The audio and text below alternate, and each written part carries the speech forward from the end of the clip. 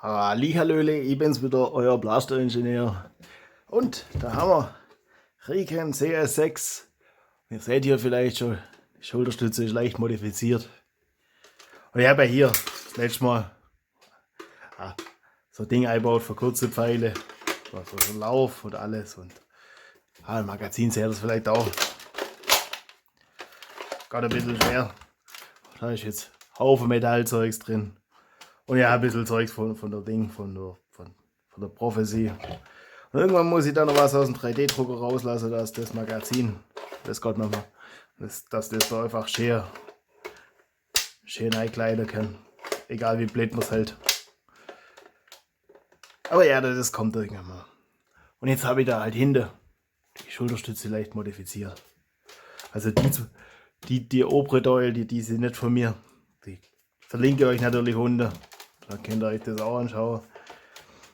Aber das werde ich wahrscheinlich auch noch irgendwann mal modifizieren, weil ja, seht hier, da ist ein Millimeter Versatz und da passt es auch nicht ganz, das muss mehr rund sein und alles. Und das finde ich eigentlich schade, weil das ist echt ein schönes Modell. Also da sind oder drin, also so, das ist zum Drucker echter Scheiß und da sind drin also so Zapfen. Und die gehen dann ineinander. Also das ist dann scheiße, wenn man mit Stützstruktur druckt, aber da merkt man sich, da hat sich jemand richtig einen Kopf gemacht, hat das richtig gut gemacht. Und dann, oh, das kleine Millimeter in der Kontur, wo man denkt, ach, das noch. Und da seht ihr die Schräge, da haben wir wie das die Form anschmeichelt da. Und da fehlt's. Das sind so Kleinigkeiten, wo man denkt, ja, wenn das noch wäre, dann wäre das richtig top. Und gut, das seht ihr bei dem, was ich ausgedruckt habe, auch, da fällt da auch noch ein bisschen. Das müsste jetzt auch noch mal, das kann sein, dass ich das noch nachbessere. Aber jetzt machen wir als erstes, momentan ist ja der Drucker beschäftigt damit, das Magazin von meinem ersten Blaster zu drucken. Also das kann gut sein, dass das noch ein bisschen dauert, bis man da dazu kommt. Aber na. Und das ist aber auch vom Gewicht her ist das recht gut, weil die ist jetzt mit dem Metallzeug vorne drin sowieso nochmal, aber normalerweise ist der Blaster recht frontlastig und so ist es schön ausbalanciert. So. Und das hebt sich dann einfach angenehm, wenn das Gewicht halt schön sauber verteilt ist. Und der Hauptgrund, warum man das macht, ist ja die Stabilität. Ich meine, das bewegt sich jetzt nirgends mehr hin. Jetzt habe ich, ja, das seht ihr jetzt vielleicht, warum ich das nochmal ausdrucken muss. Das konnte ich da jetzt nicht zusammenschrauben. Ja, da habe ich das halt doch nicht so richtig gut gemacht. Ich muss das selber auch nochmal eigens nachbessern. Aber ich fand, das sah halt, also klar, das ist eigentlich ein Magazinhalter, aber das hat mir nicht gefallen. Ich fand, das komplementiert das einfach so schön. Das hat mir am Originalmodell auch nicht gefallen, dass da das nicht mit aus. Gerade das Eckerle da. Das ist so. Will mich nicht beschweren, bin ja mal froh, dass ich da Modelle finde. Und da haben wir auch innen drin so Nut- und Federsystem. Das habe ich alles bei meinem nicht gemacht. Ihr seht, das hebt trotzdem. Das Daddy auch da nicht. Also, wenn ich es nochmal ausdrucke, das Daddy weglassen. Einfach flach machen, gut ist. Das ist bei 3D-Druck, das ist so schwer, das dann so sauber zu machen, dass das schön ineinander geht. Also das ist einfach unnötiges Geschäft. Weil heben tut das ja allein dadurch, dass das da sind ja die Strebe drin, dass das über die Strebe geht. Und da ist ja auch nochmal eine Strebe nach unten drin, also das hebt der Leute dadurch. Das braucht man nicht noch zusätzlich irgendwie von verzapfen oder so. Wenn ihr das mal machen könnt, doch noch eine kleine Schraube rein oder so, aber das heißt, das ist die eine da noch reicht eigentlich völlig. Aber ich jetzt sage, was mir jetzt macht, ist da noch erst einmal das richtige Werkzeug, oder das habe ich vergessen, ist das Aufschrauben und da einfach ein bisschen was weg. Das ist wieder zusammengeht. Das ist jetzt nicht die neueste Schulterstütze. Irgendwann mache ich da gescheit Modelle. Mach das, überarbeite das auch. Oder mach das vielleicht im eigenen Stil. Was man machen kennt. So wie bei der Prophecy, so eine Schulterstütze, die da auch noch mal, dass man die Feder in die Schulterstütze neigen lassen kann.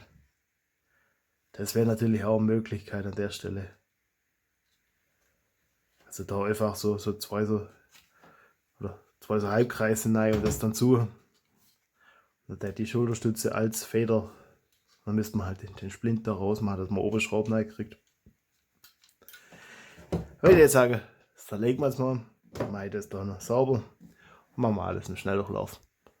Oder schweizen wir dann auch noch. Bis gleich.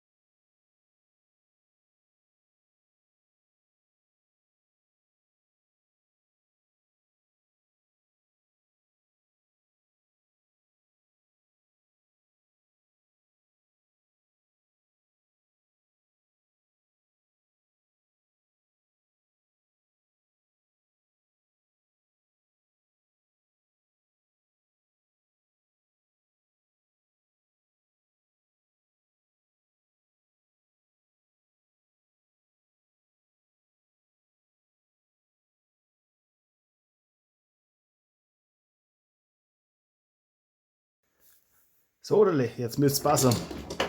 Ja, da habe ich kurz nicht ganz aufpasst. Das ist halt doch wieder ein kleiner Spalt, aber ja. Perfekt wird es nicht. Aber da seht ihr, was ich gemeint habe mit also die Nase sind, oder die Stifte sind da drin, in dem Teil. Und da haben wir da das mit Nut und Feder. Ja, das war ein bisschen. Das ist halt, wenn man das so liegend druckt, dann ist die Unterseite nie so perfekt. Zumindest bei mir nicht. Das kann sein, dass ihr da bessere Drucker habt, das weiß ich nicht, oder. Das weiß ich, bei mir ist halt so. Und ich habe das da einfach ein bisschen kürzer gemacht. Das passt. Und da mit der Pfeile halt nachgearbeitet. Das ist halt, wo ich mir denke, ist halt dann sowieso noch den Dinger drin. Dadurch hält es ja, wird er dann da gestützt von der Seite. Also ich sehe da jetzt keine Notwendigkeit. Aber das ist nett, dass ich hier mal so viel Detail habe oder solche Mühe macht.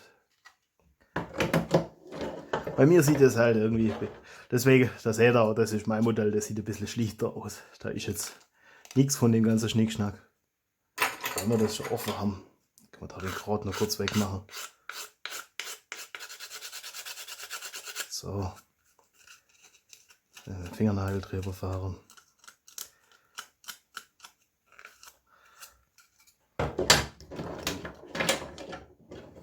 Da zieht es die Schraube so richtig hinein.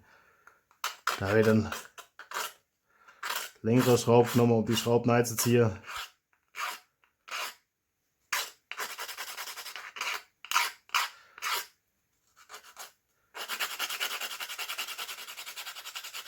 So.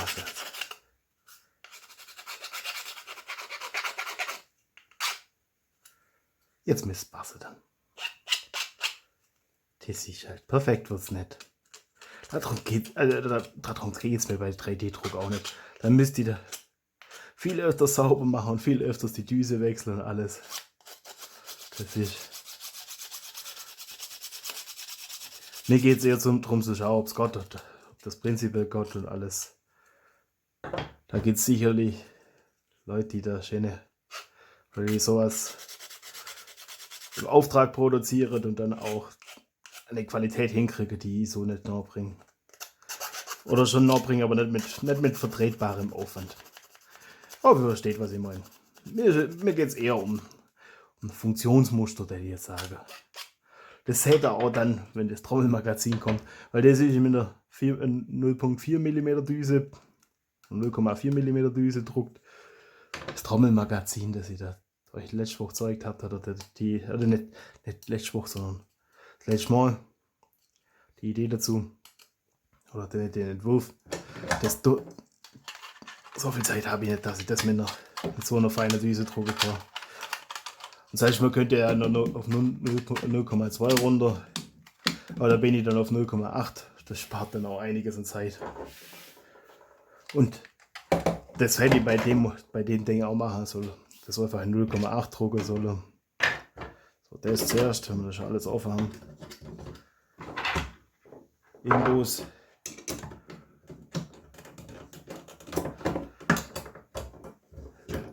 Das kann ich euch nur empfehlen. Der größtmögliche Düse verwenden, die halt noch zur ausreichend Präzision führt oder zu ausreichend ansehnlichem Ergebnis.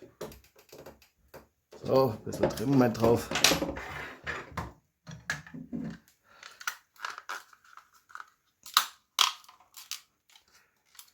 Oh ja, jetzt passt's. Jetzt können wir es zu machen. Und wackelt auch nicht. Da können wir uns noch drum.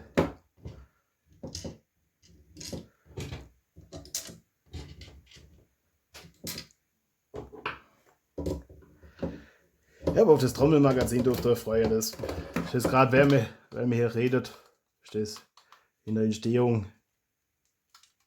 Und dann sollte das ja, so ein paar Tage fertig sein.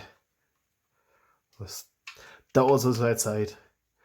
Ich kann euch schon so viel verraten, das Schieber, da habe ich noch andere Versionen. Lasst ein Abo da, dann kriegt ihr es mit. Dann kriegt ihr auch mit, wie mein Blaster das so wird. Und ja, kriegt ihr vielleicht auch mit. Also ich meine, ich hoffe natürlich, also so dieses Ideal, dass der erste Entwurf gleich so passt und gleich das so funktioniert. Aber ich weiß, die Realität ist meistens anders. Das ist immer so die Hoffnung, dass das, was man sich zuerst überlegt, dass das gleich so funktioniert. Und selten ist so. Aber das sieht jetzt schon eine schöne Schulterstütze. Und das Orange, das war eigentlich eher ein Fehlkauf. Das habe ich ursprünglich mal gekauft, weil ich für die Strife-Bauteile machen wollte. Und da hat es nicht so zusammengepasst. Aber das passt jetzt. Gut, da haben wir jetzt wahrscheinlich durch das Alter von dem Blaster. In der Kamera ist wahrscheinlich. Auch die Orangetöne sind unterschiedlich. Das ist nochmal helleres Orange. Und ja, man seht es, das ist halt abgewetzt. Dann ist das ein satteres Orange. Das Orange passt besser zu dem und zu dem da vorne. Und was ich mir überlegt habe, ist vorne so ein Griff oder sowas. Weil ursprünglich hat der Blaster so eine Lampe vorne drin oder so. Und die habe ich bloß einmal. Ich habe den Blaster jetzt zweimal. Also ich habe auch noch das Zielvisier. Ich glaube, das bei dem Blaster war das Zielvisier dabei und da unten. Das war dabei. Das hat mir beim anderen Blaster gefehlt. Und habe ich den halt. War es günstiger, das als Komplettding zu kaufen. Und deswegen habe ich den jetzt zweimal. Und das jetzt halt umbaut. Das ist schon. Das gefällt mir, wie gut der balanciert ist. Okay, das Gott was. Das macht wahrscheinlich bloß Krach. Ja, das müsste. So, da gibt er noch leicht nach vorne. Müsste eigentlich ziemlich genau im Griff sein. Fühlt sich auf jeden Fall gut an. Ja, also das kann schon sein, dass man da Ja, da drucke ich auch irgendwann mal aus, was in 3D-Drucker aus. Das dürfte jetzt nicht so kompliziert sein, das Doll da zu drucken. Das ist einfach auch, machen wir auch in dem Orangeton, das einfach aufgeräumt ist. Und dann passt das wieder.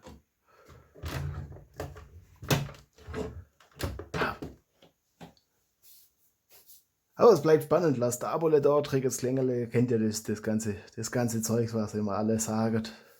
Macht's einfach. Dann komme ich hier weiter. Und ich wünsche euch viel Spaß beim Basteln. Euer Blaster Ingenieur.